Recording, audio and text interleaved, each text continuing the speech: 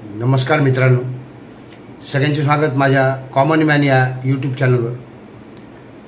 मित्रांनो, नेहमीच भारतीय जनता पार्टीला असं विचारलं जातं की अजितदादांची काय गरज होती किंवा अजितदादांना सोबत घेण्याची काय गरज होती।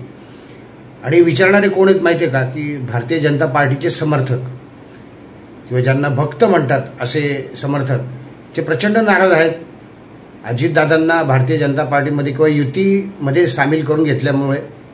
नेहमीच अजितदादांवर त्याबाबत टीका होते। अमित शहांनी 70,000 करोड रुपयाचा अपहार अजितदादांवर केल्याचा घटना तुम्हाला केल्याची घटना माहिती आहे सगळ्यांना।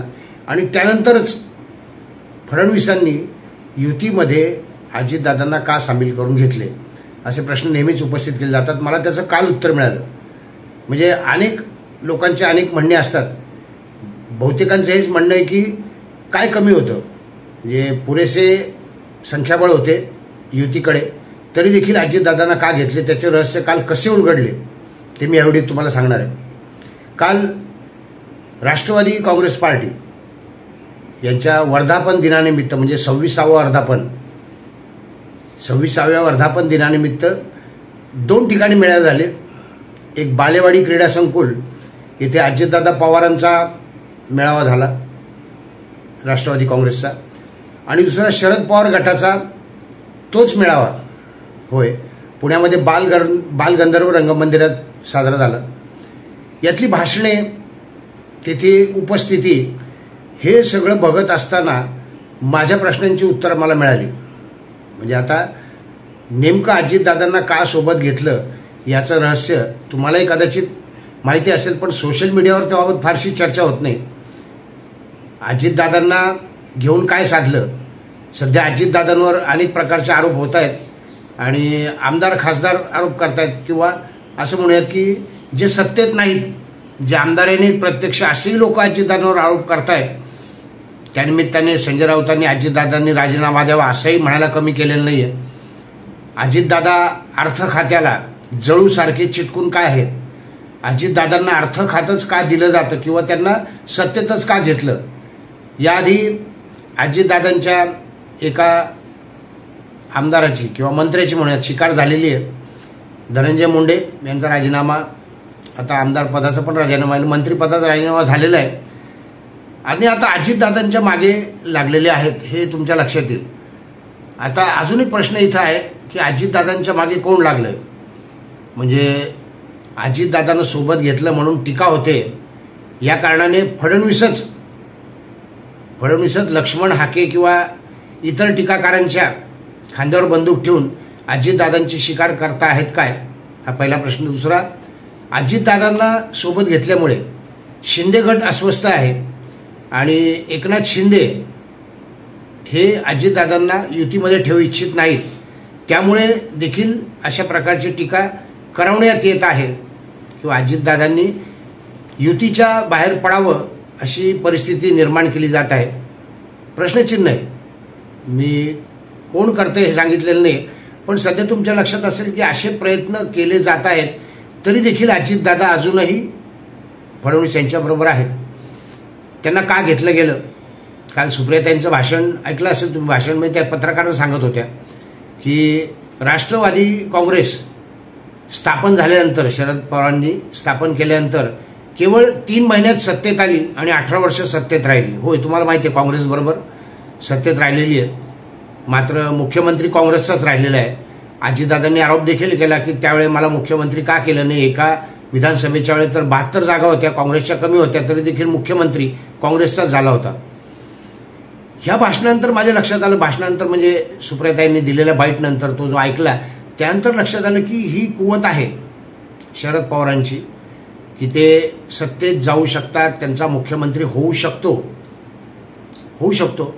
पण गेल्या काही वर्षात, 8 वर्षात म्हणूयात आपण, ते सत्तेत नाहीये। आता पुन्हा राष्ट्रवादी गट जेव्हा वेगळा फुटला किंवा अजितदादा जे वेगळे झाले आणि तोच राष्ट्रवादी पक्ष अशी म्हणून सध्या तरी मान्यता आहे, तो सत्तेत आहे बरं का। शरद पवार 18 वर्ष सत्तेत केवळ स्थापन केल्यानंतर 3 महिन्यात सामील झाले होते, ही मोठी प्रगती होती। आणि आता शरद पवार गटाची अधोगती दिसते अजितदादा पवार बाहेर पडल्यानंतर। आत्ताच्या विधानसभेतल्या शरद पवारांच्या जागा आणि अजित पवारांच्या जागा या लक्षात घेतलं तर अधोगती दिसते. आणि मग मी जेव्हा पुन्हा विचार केला की अजितदादाच का हवेत, तेव्हा माझ्या लक्षात आलं तुम्हाला एक म्हण माहिती असेल की असं म्हटलं जातं की एखाद्या व्यक्तीला कमकुवत करायचं असेल तर त्याचा महत्वाचा किंवा मोठा भाग हा क्षतिग्रस्त केला पाहिजे, क्षतिग्रस्त त्याला हानी पोहोचवली पाहिजे. आणि तेच केलंय. देवेंद्र फडणवीसांना हे माहिती आहे, भारतीय जनता पार्टीला किंवा अमित शहांना हे माहिती आहे की शरद पवार हे अत्यंत शक्तिमान नेते आहेत. आता शक्तिमान कुठल्या अर्थाने म्हणतोय, दोन्ही तिन्ही अर्थाने तुम्ही घेऊ शकता, पण शक्तिमान नेते आहेत महाराष्ट्रात. आणि ते जर सत्तेत नसले तर ते सगळ्यांचंच मत असं आहे की ते कारवाया करतात. कारवाया कुठल्या प्रकारच्या असतात, त्यांच्या आंदोलनं, उपोषणं, वेगळ्या प्रकारचे मोठे आंदोलनं ते उभे करू शकतात आणि त्यामुळे सरकारला जेरीस आणू शकतात. आणि शांतपणे जर फडणवीसांना कारभार करायचा असेल तर अजितदादा सोबत हवेत. अजितदादा कोण आहेत? अजितदादा आपण असं म्हटलं तरी की शरद पवार यांचा जेव्हा राष्ट्रवादी पक्ष अजितदादांनी सोडला त्यावेळी त्यांच्याबरोबर देखील 40 आमदार आलेले आहेत आणि पवार गटात अत्यंत कमी आमदार उरले. एकदा शरद पवार वैतागाने म्हणाले होते की मीच उरलोय म्हणून, तेही तुम्हाला आठवत असेल.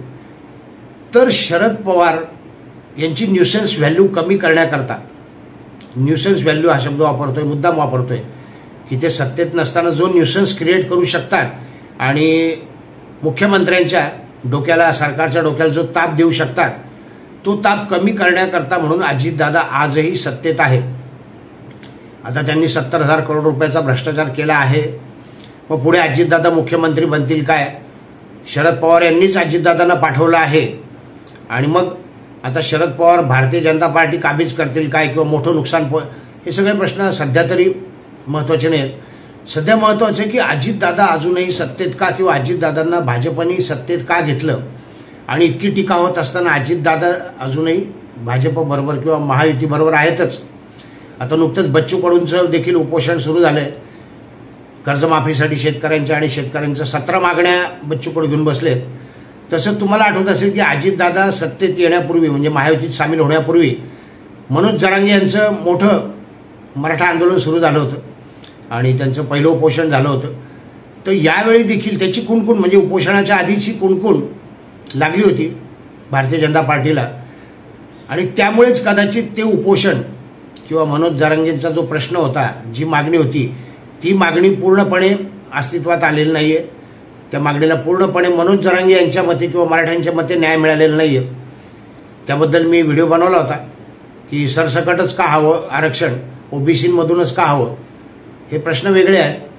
पण ही ताकद, कारण मनोज जरांगे यांनी शरद पवारांना उद्देशून ये बाबू काय ऊर्जा आहे असं म्हटलेलं तुम्हाला आठवत असेल. तर ती जी ऊर्जा आहे ना, ती कमी करण्याचं काम केलेलं आहे. शरद पवार साहेबांची ऊर्जा जी विध्वंसक कामाला लागू शकते किंवा जी सरकारची डोकेदुखी ठरू शकते. त्यामुळे शरद पवार यांच्या समर्थकांचा एक मोठा तुकडा भाजपने तोडून आपल्याकडे घेतलाय. आणि त्याच जोरावर बच्चू कडूंचं आंदोलन असेल किंवा मनोज जरांगेंचं पुन्हा येणारं येऊ घाटणारं ऑगस्टमधलं मराठा आरक्षणाचं आंदोलन असेल, याला भाजप किंवा महायुती तोंड देऊ शकणार आहे. हे रहस्य आहे. न्यूसेन्स व्हॅल्यू कमी करण्याकरता जरी महायुतीकडे पुरेसे आमदार होते, सत्ता स्थापन केलेली आहे, सत्ता गेलीही नसती, मजबूत होती सत्ता, तरी देखील अजितदादा पवार यांना का घेतलं गेलं याचं रहस्य कदाचित तुम्हाला हे आधी लक्षात आलं असेल मे बी. पण काल मी खूप विचार करत होतो की अजितदादाच का हवेत इतके आरोप होत असताना. तेव्हा मला या सगळ्या पार्श्वभूमी लक्षात घेऊन हे रहस्य उलगडलंय की शरद पवार यांची शक्ती कमी करण्याकरता, यांची न्यूसेन्स व्हॅल्यू कमी करण्याकरता अजितदादा महायुतीत आवश्यक आहे. व्हिडिओ आवडला असेल तर लाईक करा, शेअर करा, सबस्क्राईब करा. भेटूयात नवीन व्हिडिओत कॉमन मॅनसह. धन्यवाद.